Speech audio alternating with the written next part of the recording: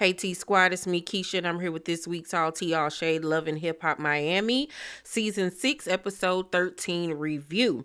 So we start off this episode with everybody gathering at Angela, aka Black China's soberversary party. She'd been 2 years sober at that point. And Brooke is there, Bobby is there, Princess is there, Trick is there, I think Tip was there, and Amada. Now, Brooke asked Amada to come so she and Princess could sit down and have a one-on-one discussion.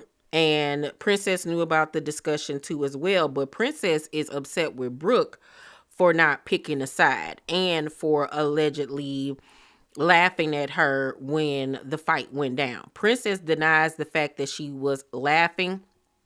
Remember, Bobby is the one that told Princess this, and he was there as well. And Brooke was like, you put a battery in her back, making her think that I was laughing. I don't remember laughing. Now, the producers play it back, and you see her grin, right? So, it's seeming like she was laughing, okay? Or maybe she was laughing at something somebody said. I mean, it was kind of funny, to be honest with you. So, I don't even understand why Princess would be mad at her for giggling. Like, y'all look stupid. I would have laughed too. But anywho, so she was taking shots at Marcus not being a real doctor and getting smart. And Brooke kept it cute. She was just like, okay, girl. All right. Because I think Brooke is at a point in her life where I got kids. Girl, I'm not a girl to be sitting up here fighting you and all of this type of stuff. I don't bit more think that she is scared of Princess or anything like that. I think that she was just taking the mature route of it all. Now, I know a lot of people don't like Brooke. They think that Brooke is messy. Duh. And that's why I love her.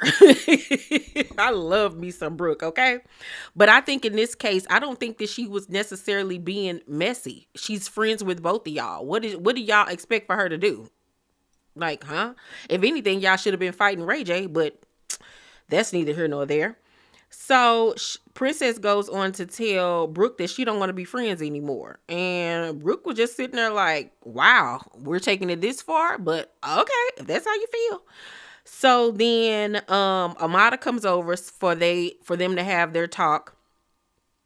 And Princess immediately started going in on Amada, child. And Princess was like, Ray said he smelled your vagina. And Amada was like, since when do you believe him? And Princess says, that's why I'm divorcing his ass. Well, I can't tell, Princess, because you are so bothered by a man that you know is a known liar and a whore and a fame whore. Like, why are you so pressed about what this man is doing when he's done this multiple times throughout you guys' relationship and marriage? Y'all supposed to be getting a divorce. I'm not understanding where all of this anger is coming from. Now, if anything, I can see you feeling some type of way towards Amada. I get that. Y'all were supposed to be cool. Were y'all besties? No, but y'all were still cool, and she had no business doing what she did with your husband. Now, I get the energy for her, but it's just like, okay, she did that. Now I just know not to mess with her no more. I'm not even going to give this my time, my energy, or anything. Both of y'all are trash, and okay, now I know. But I would never be sitting up here on national television arguing with Amada over something she did with Ray J. Like, why even give her the TV time? Because at the end of the day, yeah, Amada looks like a whore, but you look stupid, and you got everybody in the world laughing at you and saying how stupid you are. So it's like it's backfiring at the end of the day. But anywho, so Amada was like, then why are you here? And Princess House, because I wanted to get away and have some time on the beach. And Amada was like, no, you're not. Like, that's not why you're here. And I was surprised that Princess came with that comeback because it was an absolute lie and she sounded stupid. She was trying not to seem pressed, but girl, that card has already been revealed. So Princess was like, how much do you get paid? And I was trying to figure out where she was going with that. I was like, did they cut something out? Like, how did we go from that to how much do you get paid being on this show? And Amada was like, more than you. And Princess go say, well, obviously you're not spending it on your wig.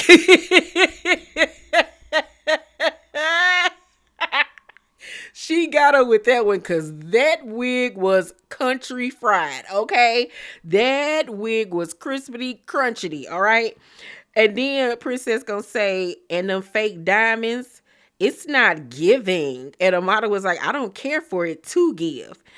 And one thing that I say about Amada, she might not dress the best. Her hair might not be the best, but she has been investing that money that she got that house, honey, that is all hers with an indoor pool, a whole beauty salon. The house is going to be gorgeous. Princess, what do you have that is 100% your own? I'll wait. So then Princess says, then give it to your husband. Ooh, I'm sorry, you don't have a husband. Give it to your baby daddy, who is married when you got with him. Give it to him. Oh no, I forgot. He doesn't care about you either. And I was like, just stick a dagger in her heart. Baby, Princess was on demon time. She was going for Amada's throat. And I can't even sit up here and honestly say that I feel bad for Amada, because I don't, because she has this coming to her. Because at the end of the day, you knew that this man was coming on to you from the moment you sat down in that quote unquote meeting of his. Y'all were inappropriately dancing with one another. And then the fact that you invited him back to your house at night and he married to your home girl, and then you didn't tell her until after the fact. Like, Amada, you deserve to get slapped. You deserve to get slapped. But yeah, I felt bad for Amada, but then again I didn't. I felt bad because I felt bad.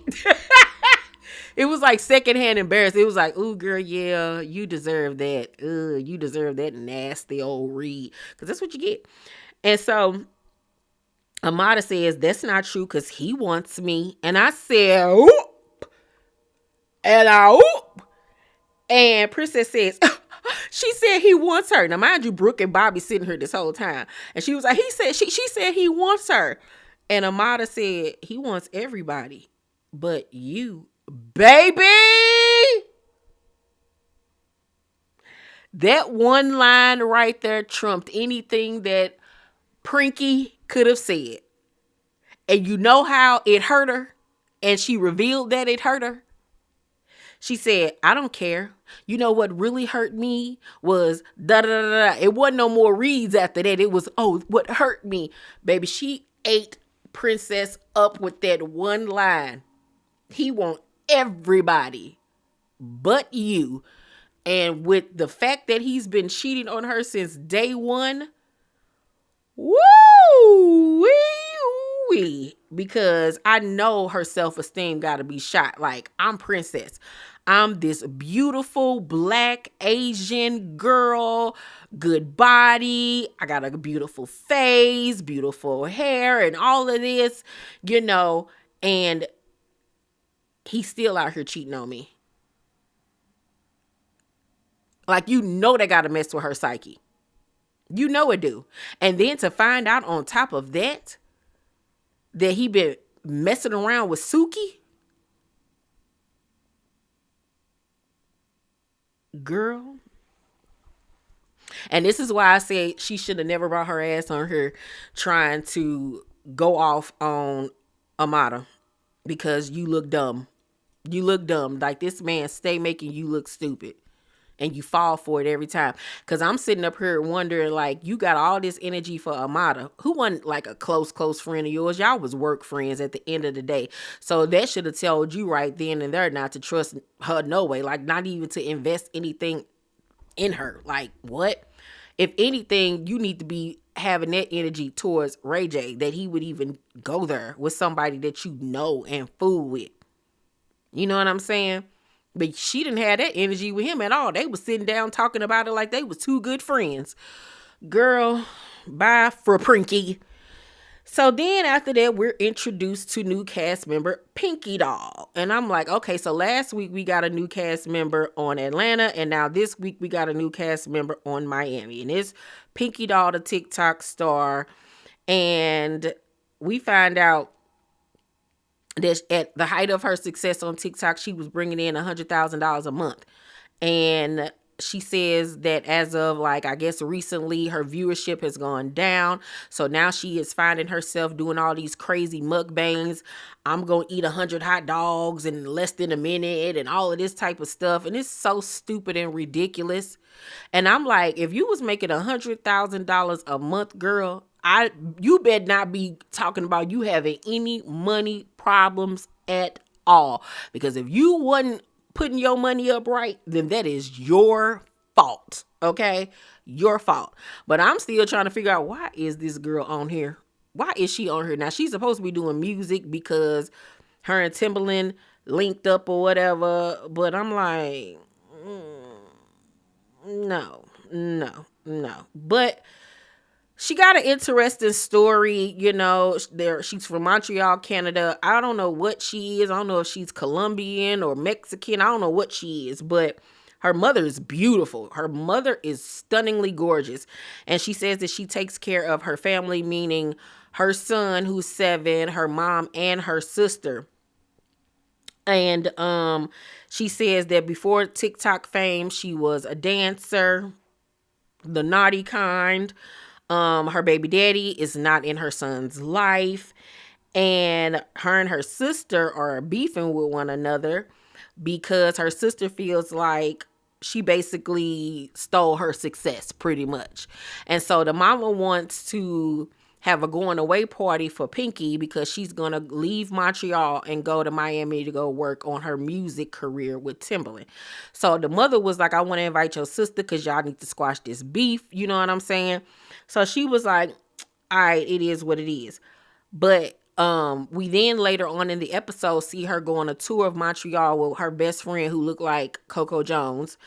And she takes us to her old elementary school, and then she talks about when she was a dancer and how she was drinking like 25 bottles of alcohol a night, like I guess, to maybe help her dance or to be in that environment, because she came from the hood of Montreal. And she says that it caused her to have kidney problems. She almost died 5 times. And like, with her doing these mukbangs and things now, that's not good on her kidneys. Like, it's a lot going on with Miss Pinky. And I'm like, girl, woo-wee.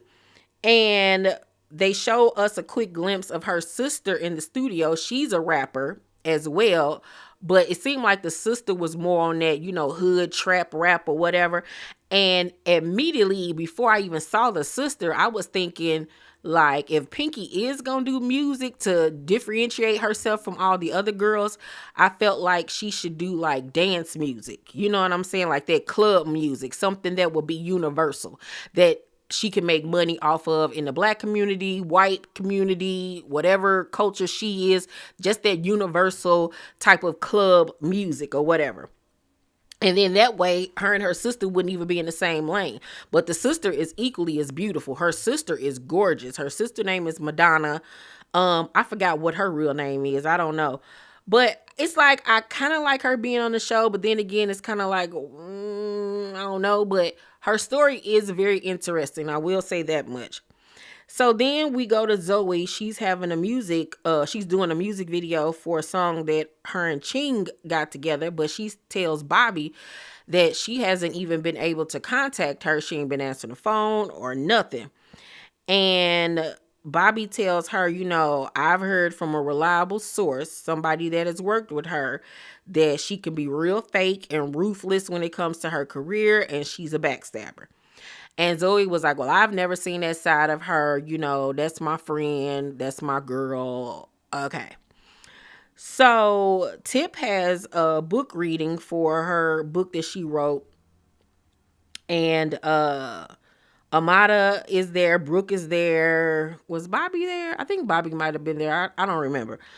But Amada immediately comes for Brooke. for basically not picking a side as well and being on mute the whole time. She and Princess was going back and forth. And Brooke finally was like, I don't give a fuck. She was like, you're a mess. You've been a mess, and I'm not your protector. You cute. You dressed like that table.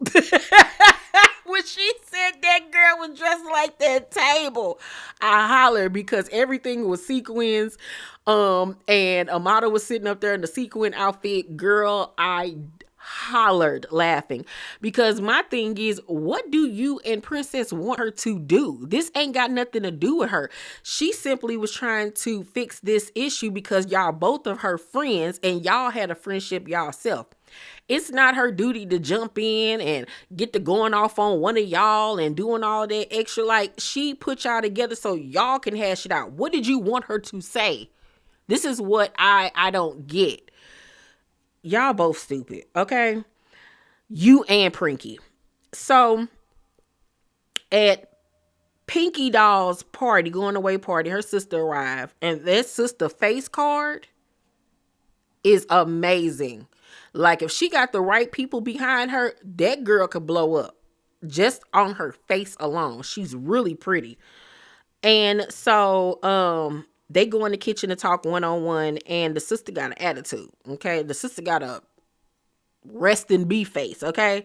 And Madonna says that she feels Pinky stole her idea for this little flat iron and popcorn stick that she was doing on TikTok. And Pinky says that she had already came up with the idea, but she didn't want to burst her bubble when she mentioned it. I think that Pinky's lying, of course. And Madonna says that Pinky wants to be her. If she could rip her skin off and live inside of it, she would. And Pinky was like, I've helped take care of you. I've given you money. And the sister was like, you've given me money. I ain't never got no money from you. Girl, what? And she was like, you know what? I don't care. Da da da da. And then the argument ended and Pinky left the room. Now, that house that they had her filming in, it was given very much Airbnb. You didn't see any personal artifacts around that house. It was given that ain't where she really live, and I don't really blame her. But yeah. So I don't know what's really going to happen between her and the sister. I don't know if the sister going to end up coming to Miami too. But yeah, this is going to be interesting to see where this goes. Then at the end of the episode, Chyng and Zoe link up to celebrate the fact that Chingy boyfriend coming home from jail. She tells Zoe that her and her mama made a 90-day pact. Well, she made a 90-day pact with her mama about him getting a job. She giving him 90 days to get up on his feet. I believe the children are our future. Teach them well and let them show them all the beauty they possess inside. Like, this girl is dumb as a box of rocks. Oh my God. So Zoe was like, I hope you're not going to be the one taking care of him. And she was like, I'm just not going to not be there for him. I'm going to give him time to get up on his feet or whatever. And Zoe says, I don't think you should be dating him if he's not working. Telling her true tea, true facts. And Chyng was like, I'm sure you've heard Kelvin was using you. And Zoe was like, actually, I've never heard that before. And then she was like, girl, bye. You ain't never heard that before. And Zoe had to check her real quick and was like, actually, he was the one helping me. I was the one homeless. He was the one that gave me a place to stay. And cracked her face because she was trying to say, okay, your big fat ass over there with this dude. I bet you people think you over there being his sugar mama. And actually, it was the reversal. He was being her sugar daddy. And so Chyng was like, I bet we won't be in premarital counseling like y'all. And that's when things really went left. Because it was obvious that, yeah, she was taking a low blow. Because Zoe was actually trying to give her good advice. But you can't give everybody advice. First of all, they hadn't even been friends long enough for Zoe to even be coming at her about her relationship. If she want to be stupid and take care of a man, let her be stupid and take care of a man. Okay, that ain't your bestie. That ain't your friend like that. You know, you can't tell people about their man, their kids, or their money. Okay. And unfortunately, Zoe had to learn the hard way because that bitch is stupid. Let her be dumb all on her lonesome.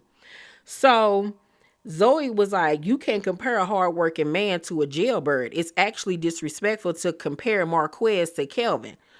And Chyng was like, Kelvin looked like a fool. He's 4'11", dating somebody that's 6'5". That's embarrassing.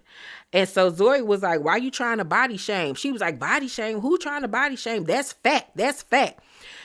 And she was like, I mean, that's my height. I can't help it that I'm tall at the end of the day and he's a short man. You know what I'm saying? It really ain't body shaming. I will want to say it's height shaming, but at the end of the day, she's making fun of their dynamic. You know what I'm saying? And for somebody that's supposed to be all about body positivity and confronted Shay about fat shaming and stuff like that, you would have thought that Chyng wouldn't have been as ignorant to then try to height shame Zoe and Kelvin. And you can't tell nobody like her nothing. You know what I'm saying? She got a gutter mindset. So everything in her life is going to be gutter and ghetto because she don't have no esteem about herself.